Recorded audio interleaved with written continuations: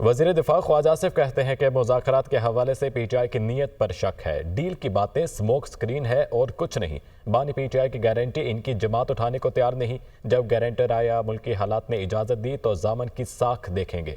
अमरीका ने बानी पीटीआई की रिहाई का मुतालबा किया तो एब्सोल्युटली नॉट नहीं करेंगे, माजरत कर लेंगे। वो प्रोग्राम टुनाइट विद ज़मर अब्बास में गुफ्तगू कर रहे थे। ये जो कुरम का पर्टिकुलरली जो मामला है सर, पाराचंदार और कुरम वाला, उसमें भी कोई रोल आप प्ले कर सकते हैं? जो आज बगल से जहां से फायरिंग हुई, जिस इलाके में, कोई ऑपरेशन वहां पे हो सकता है या क्या? नहीं, बिल्कुल, बिल्कुल हो सकता है। लेकिन वफ़ाक जो है, बिल्कुल वफ़ाक का फ़र्ज़ है। इसमें केपी हुकूमत और वफ़ाक को जो है मेरा ख़्याल है शाना-बशाना खड़े होके इस चीज़ का, इस मेनाce का मुकाबला करना चाहिए। बड़ा मशहूर डायलॉग है कि अंपायर की उँगली उठने वाली है। याद है ना जी आपको? हाँ, बिल्कुल। 7-8 साल पुरानी बात है। तो ये उसी तरह की बातें हैं और हमें डील ऑफ़र हो रही है और हमें सही। बनीगाला लेके जा रहे हैं, नत्थे गली लेके जा रहे हैं या अमेरिका लेके जा रहे हैं। ये एक स्मोक स्क्रीन है।